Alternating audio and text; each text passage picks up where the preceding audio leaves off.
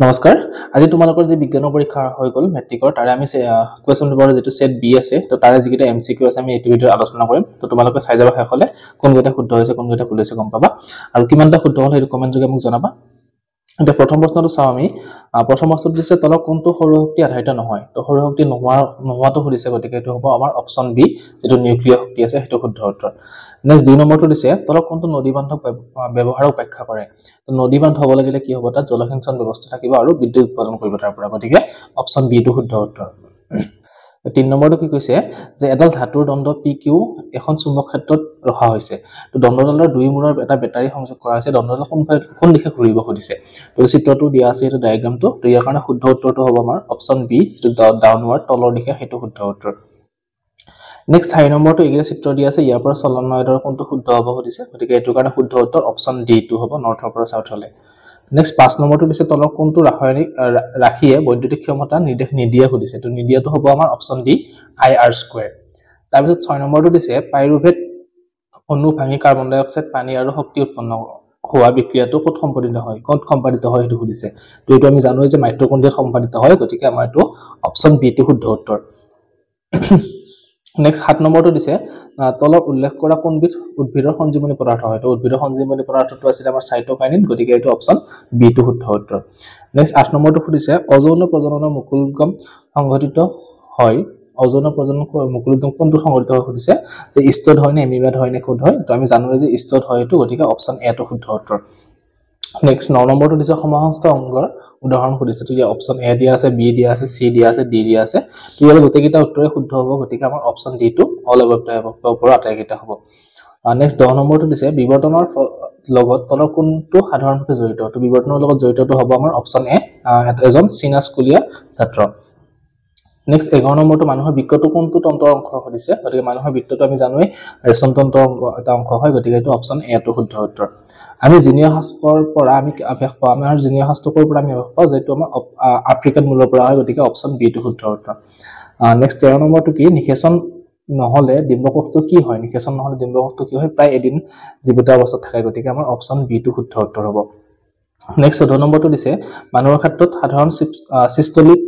চাপৰ মাত্ৰা প্ৰায় কিমান তো এটো হ'ব আমাৰ পাৰাস্তম্ভত 120 mm গতিকে অপচন এ টো শুদ্ধ উত্তৰ নেক্সট 15 নম্বৰটো দিছে বাদুলি আৰু চৰাই দেউকা হল এটো কি সমবৃত্তি না সমসংস্থান কি খুদিছে যেটো দুটাৰে কাম একেই হয় গতিকে আমাৰ এটো কি হ'ব সমবৃত্তিক অংক যেটো অপচন বি দিয়া আছে অপচন বি শুদ্ধ উত্তৰ নেক্সট 16 নম্বৰটো চোৱা তলৰ কোনটো প্ৰজাতিৰ জীৱৰ দেহৰ গঠনৰ বিৱৰ্তনৰ দিশত উচ্চ স্তৰত হয় তো এটো কাৰণে শুদ্ধ উত্তৰটো হ'ব অপচন ডি চিম্পাঞ্জিটো 17 নম্বৰটো দিছে জবা সৰিয়হ আদি ফুলবোৰত পুংকেশৰ আৰু স্ত্ৰীকেশৰ দুটা অংগই থাকে তো হেহে এবোৰ কি হ'ব উভয়লিংগী হ'ব দুটা জিয়া থাকে গতিকে উভয়লিংগী হ'ব এটো আমাৰ কোনটো অপচন দিয়া আছে অপচন বি টো দিয়া আছে উভয়লিংগী গতিকে অপচন বি টো শুদ্ধ উত্তৰ নেক্সট 18 নম্বৰটো ৰাসায়নিক বিক্ৰিয়া দিয়া আছে এটো কিহৰ উদাহৰণ হ'ব খুদিছে এটো এটা অপসাৰণ বিক্ৰিয়া গতিকে অপচন এ টো শুদ্ধ উত্তৰ তাৰ পিছত নেক্সট আমাৰ 19 নম্বৰটো কি দিছে তলৰ কোনটো যৌগক সোডা এসিড কোনটো যৌগক সোডা এসিড অগ্নি নিৰ্বাপক যন্ত্ৰত ব্যৱহাৰ কৰা হৈছে তো অগ্নি নিৰ্বাপক যন্ত্ৰত ব্যৱহাৰ কৰা সোডা এসিডটো কোনটো হ'ব NaHCO3 যেটো সোডিয়াম হাইড্ৰকাৰ্বনেট হয় হেতু শুদ্ধ উত্তৰ অপচন ডি টো নেক্সট 20 নম্বৰটো দিছে ৰাসায়নিক বিক্ৰিয়া নঘটে কোনটো নঘটে যে মমবাতি গলত ৰাসায়নিক বিক্ৰিয়া নঘটে গতিকে অপচন বি টো আমাৰ শুদ্ধ উত্তৰ নেক্সট 21 নম্বৰটো এটা প্ৰসমদ্ৰৱৰ pH ৰ মাত্ৰা কিমান হ'ব খুদিছে তো প্ৰসমদ্ৰৱৰ pH ৰ মাত্ৰা আমি জানো 7 হয় গতিকে অপচন সি টো শুদ্ধ উত্তৰ নেক্সট 22 নম্বৰ দিছে যেতিয়া লঘু সালফিউৰিক এসিড এটা গোটা X ৰ লগত মিহলোৱা হয় এটা গেছ Y গোটাটোৰ লৱণৰ লগত গঠনৰ লগত উৎপন্ন হয় তো এনে ক্ষেত্ৰত X আৰু Y কি হ'ব তো এটো কাৰণে শুদ্ধ উত্তৰটো হ'ব আমাৰ অপচন বি টো সোডিয়াম হাইড্ৰক্সাইড আৰু হাইড্ৰজেন নেক্সট 23 নম্বৰটো দিছে বেকিং সোডাৰ পৰা সোডিয়াম কাৰ্বনেট আমি কেনেকৈ পাব পাৰো যদি আমি এটো গৰম কৰি বেকিং সোডা তেতিয়া আমি সোডিয়াম কাৰ্বনেট পাম গতিকে অপচন এ টো আমাৰ শুদ্ধ উত্তৰ নেক্সট 24 নম্বৰটো এটো ৰাসায়নিক বিক্ৰিয়া দিয়া আছে ইয়াত যেটো উৎপন্ন হ'ব যৌগ সেই যৌগটো কোনটো হ'ব খুদিছে তো এটো কাৰণে শুদ্ধ উত্তৰটো হ'ব অপচন এ 4FeO3 টো নেক্সট 25 নম্বৰটো দিছে সোৱাত বনৰীয়াকৈ বৃদ্ধি হোৱা এবিধ ঘাহজাতীয় উদ্ভিদ ইয়াত পাতবোৰত খুং থাকে দুৰ্ঘটনাবশতঃ চুলে এই খুংবোৰে বিন্ধে আৰু তেতিয়া কষ্টকৰ বিষ বেদনা হয় তো ইয়াৰ কাৰণ হ'ল খুংবোৰৰ পৰা নিখত হোৱা কোনটো হ'ব যে কোনটো এসিড নিখিত হলে আমাৰ খুংবোৰে বিন্ধে এটো কাৰণে শুদ্ধ উত্তৰ অপচন বি মেথানয়ক এসিডটো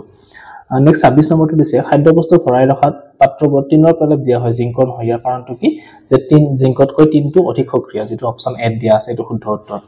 নেক্সট 27 নম্বৰটো কি হ'ব 24 কেৰেট বিশুদ্ধ সোণ বৰ কোমল হেহে বিশুদ্ধ সোণৰ গহনা তৈয়াৰ কৰিব অসুবিধাজনক হয় তো ইয়াক টান কৰিবলৈ দুটা ভাগত সংকৰিত কৰা হয় তো কি কৰা হয় হয়তো কি সিলভাৰ নহলে কপাৰ দি কেনে সংকৰিত কৰা হয় গতিকে অপচন এ টো শুদ্ধ উত্তৰ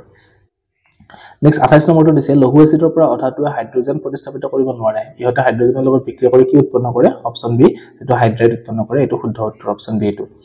নেক্সট 29 নম্বৰটো ৰন্ধনৰ সময়ত ব্যৱহৃত বৰ্তনৰ তলফালে বাহিৰ কোলা কৰে কি কৰে সুধিছে তো এটো কাৰণে শুদ্ধ উত্তৰটো হ'ব অপচন সি যেটো ইন্ধনটো সম্পূৰ্ণৰূপে দহন নহয় গতিকে অপচন সি টো শুদ্ধ উত্তৰ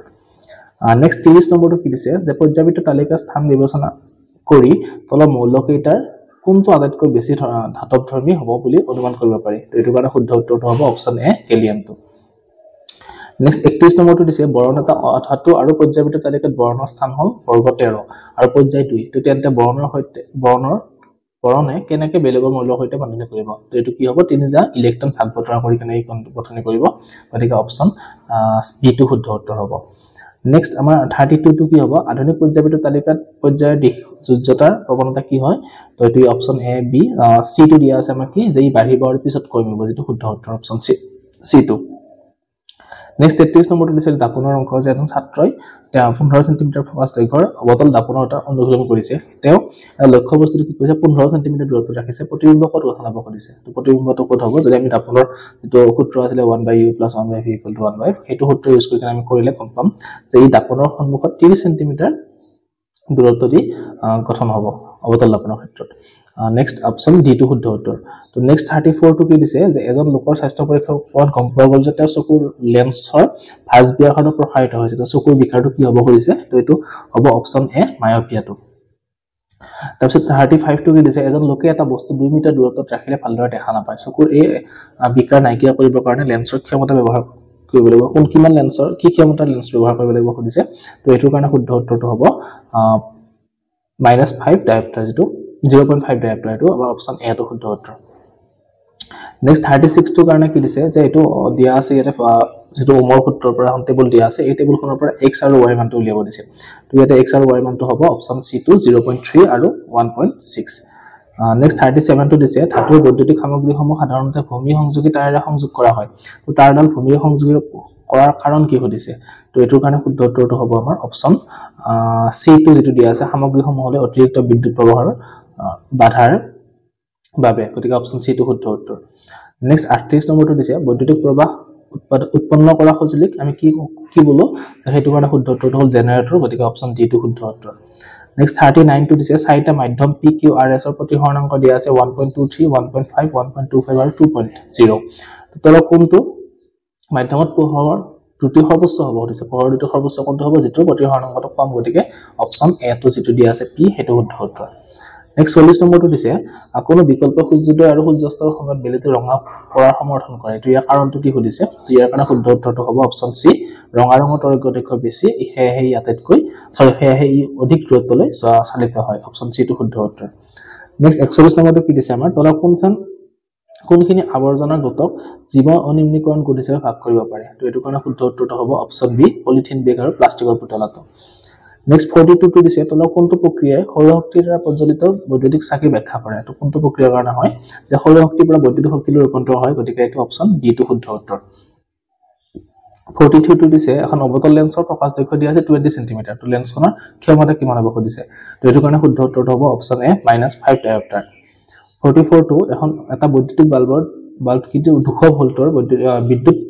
উৎপাদক যন্ত্ৰ এটাৰ লগত সংযোগ কৰা হৈছে তো ইয়াৰ প্ৰবাহৰ মান 0.4 এম্পিয়াৰ হলে বাল্বটোৰ ক্ষমতা কিমান হ'ব সুধিছে তো এটো কাৰণে শুদ্ধ উত্তৰটো হ'ব অপচন সি 80 ওয়াট টো নেক্সট 45 টো কি দিছে যে ইয়াতে উক্তি কেইটামান দিয়া আছে এৰা কোনটো শুদ্ধ হ'ব সুধিছে তো এটো কাৰণে শুদ্ধ উত্তৰটো হ'ব অপচন বি যেটো দিয়া আছে তিনিটা অক্সিজেনৰ পৰমাণুৱে ওজনৰ এটা অণু গঠন কৰে তো এটো শুদ্ধ উত্তৰ হ'ব অপচন বি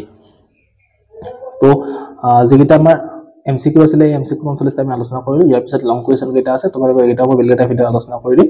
তো কিমানটা শুদ্ধ হ'ল তোমালোকে জনাবা আৰু নেক্সট ইয়াৰ পিছত যেটা পোষ্ট পৰীক্ষা আছে হেগিটাৰো মই এনেকৈ